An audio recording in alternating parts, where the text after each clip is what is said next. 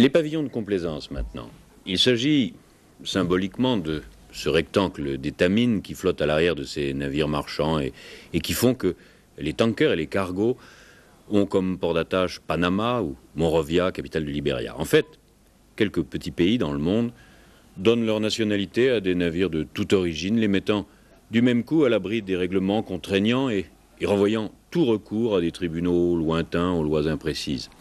Tant que ces navires circulent, les grandes sociétés internationales en font bénéfice. Mais lorsqu'un naufrage intervient, le reportage de Régis Faucon et Jean-Pierre Garnier démontre à quel point cette complaisance alors du drapeau protecteur devient très critiquable. «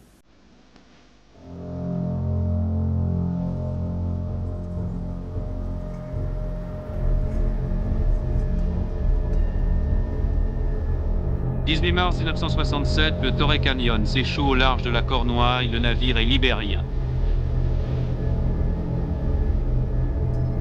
Octobre 1970, 2 pétroliers entrent en collision au large de l'île de White. 21 août 72, 2 tankers libériens se heurtent au large des côtes d'Afrique du Sud.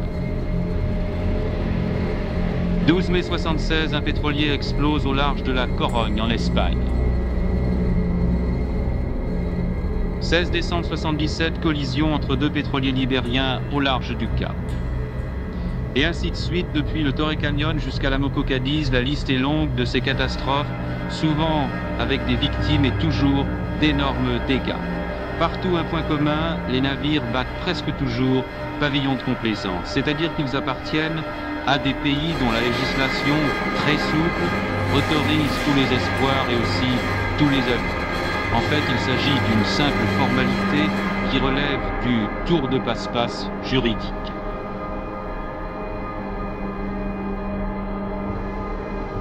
Le propriétaire du navire, selon une technique qui est classique, fonde une société filiale dans le pays considéré. Cette société filiale devient propriétaire du navire qui, à ce moment-là, bat le pavillon du pays d'accueil et la société filiale donne en location le navire à la société initiale et, si je puis dire, le tour est joué. On a créé ce qu'un journaliste appelait les vaisseaux fantômes, mais qui en réalité, les côtes bretonnes le savent, ne sont pas aussi fantômes que ça. S'attaquer au pavillon de complaisance, c'est s'attaquer à qui ? Eh bien, on pense tout de suite que c'est s'attaquer aux multinationales et que par conséquent c'est s'attaquer à une forteresse et à une citadelle inexpugnable. Je crois que ça serait avoir une vue un peu simple des choses. Je crois que c'est s'attaquer à une pratique qui est ancienne et qui pendant un bon nombre d'années n'a pas paru choquante. Elle ne l'est devenue que à raison de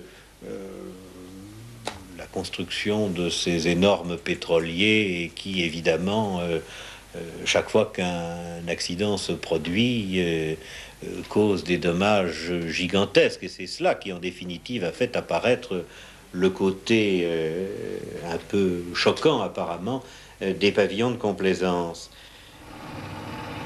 C'est effectivement avec la prolifération de ces géants des mers que s'est vraiment posé le problème du pavillon de complaisance. Aujourd'hui, 2 pétroliers sur 3 naviguent sous un tel pavillon. Le principe, lui, n'est pas nouveau. De tout temps, de nombreux pays y ont eu recours pour contourner les difficultés et quelquefois à des fins très louables. Par exemple, au début de la dernière guerre, des pétroliers américains naviguant sous pavillon panaméen ravitaillaient l'Angleterre en hydrocarbures sans violer pour autant la neutralité des États-Unis. Aujourd'hui, il s'agit essentiellement de gagner de l'argent. Les attraits sont multiples. Fiscal, l'armateur ne paye qu'un petit droit d'immatriculation. Politique, il est assuré de la neutralité. Social, il peut sous-payer des équipages sous-équipés. Commercial, pas de limitation à tout achat ou vente de bateaux. Et surtout financier. C'est donc une façon de se situer en marge de certaines législations et certaines conventions. Et c'est parce qu'ils ne sont pas soumis aux mêmes contraintes que les autres que les équipages de ces navires se croient quelquefois tout permis. Le marin ou l'officier d'un bateau battant pavillon de complaisance ne connaît en fait que son armateur et doit donc prendre en considération les seuls intérêts de cet armateur, dont on n'est pas sûr du tout qu'il coïncide avec l'intérêt général, notamment en matière de sécurité ou en matière de pollution. Je ne dis pas que tous les bateaux sous pavillon de complaisance soient des bateaux qui ne respectent pas les règles de sécurité, ça n'est pas vrai. Certains sont des bateaux en très bon état, gérés dans d'excellentes conditions humaines et sociales. Malheureusement, d'autres sont des bateaux en très mauvais état, gérés dans de mauvaises conditions au point de vue de la sécurité, exploités par des équipages dont la compétence est douteuse, et surtout des équipages qui ne bénéficient d'aucune protection au plan social ou au plan professionnel. Oui, alors là c'est intéressant, vous me citiez un exemple qui me paraît assez révélateur. Oui, je vous citais par exemple le cas de ce bateau, battant pavillon de complaisance, qui a littéralement abandonné à l'hôpital de Dunkerque un marin sénégalais. Il ne s'agissait pas d'un bateau sénégalais, mais le marin était sénégalais, qui a été abandonné à l'hôpital avec, je crois, quelque chose comme 50 francs en poche et sa valise. Et il a fallu que ce soit l'État français s'en occupe pour le faire soigner, le faire rapatrier chez lui.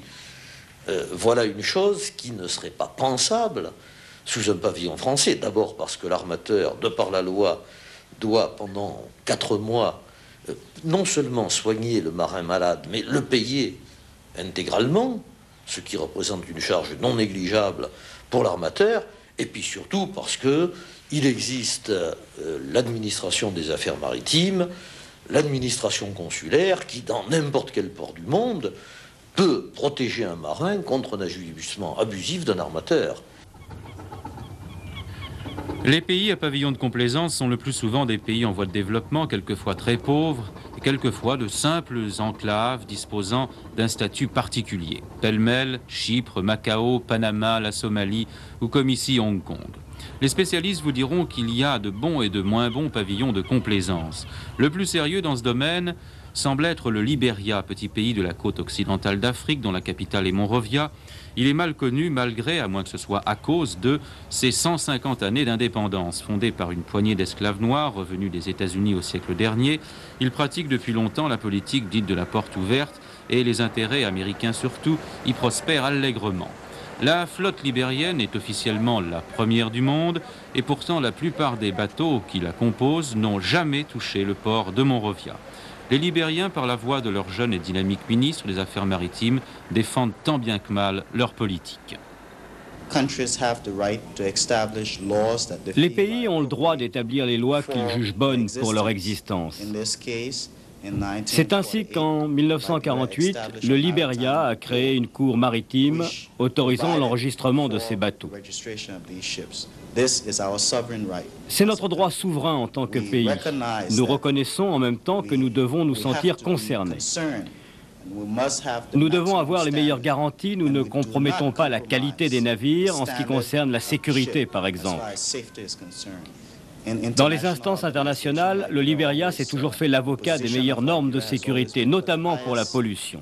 Au cours des 6 dernières années, nous avons créé un réseau d'inspecteurs.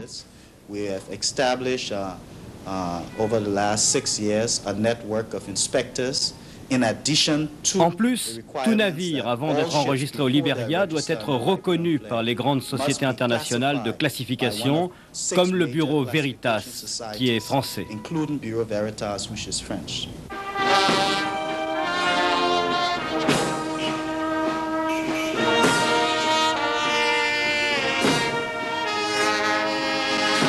Dans ce pays, pas comme les autres, où l'on mène les siens à leur dernière demeure, comme on le ferait à la Nouvelle-Orléans, le dollar est américain, le drapeau est américain, avec une étoile au lieu de 50.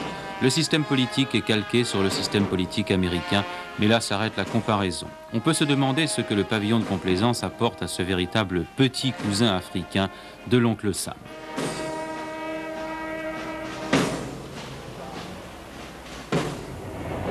Si l'on fait exception de quelques bâtiments plus modernes, dont le palais qui abrite le président, la ville offre le spectacle baroque d'un curieux enchevêtrement de bâtiments qui ne manque pas toujours de charme. Le pavillon de complaisance rapporte au Libéria 10% de son budget, c'est-à-dire bien moins que le caoutchouc ou le minerai de fer. Le Libéria entend aujourd'hui se défendre devant la montée des mécontentements. Dans toutes les grandes instances internationales, le pavillon de complaisance est remis en cause. On parle de le supprimer. en tout cas d'en limiter l'extension. On estime que ce ne sont pas les États qui doivent être visés, on risquerait à ce moment-là des mesures de rétorsion. Mais on devrait pouvoir se mettre d'accord pour condamner le principe de la complaisance. C'est le sens du rapport de M. Castex du Centre économique et social, à qui le gouvernement a demandé d'étudier la question après le drame de la Moko Cadiz. Il faut bien se dire que, à la suite de cet événement, de ce drame, on peut dire, on a dit beaucoup de yaka, yaka, yaka. C'est sûr, quand on est pris à chaud, il est évident qu'on se dit tout, mais plus ça. Et on a raison de le penser, mais il faut aussi savoir que la France est non seulement une nation côtière, mais aussi une nation maritime. Et que si on prend des mesures, elles ne peuvent pas être unilatérales. Il faut qu'au minimum, elles soient communautaires, puisque que ce soit l'Angleterre avec Londres, que ce soit l'Allemagne avec Hambourg, la Belgique avec Anvers, ou la Hollande avec Amsterdam et la France avec Le Havre, on peut dire que les principaux États communautaires sont concernés par ces événements. Alors si on prend des mesures, il faut au minimum qu'elles soient communautaires et il faut souhaiter qu'elles soient internationales. Oui, mais alors ces mesures peuvent être réellement appliquées? Oui, moi, en tout cas le Conseil économique le pense, parce que il n'est pas dans sa nature, si vous voulez, d'émettre des vœux pieux, ce serait trop simple et trop facile.